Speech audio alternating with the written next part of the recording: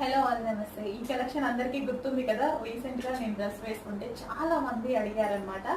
So ఇది మన own design.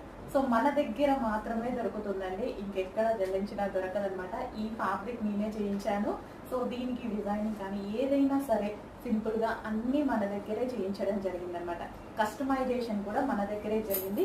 Fabric తో సహా ఫ్యాబ్రిక్ నేను చేపించేసి కస్టమైజేషన్ చేపించాను అనమాట. ఇది ఎక్కడా దొరకదు, ఏ పేజ్ లో దొరకదు. ఎక్కడన్నా దొరికినా మన దగ్గర నుంచి వెళ్ళాల్సిందే. ఓకేనా?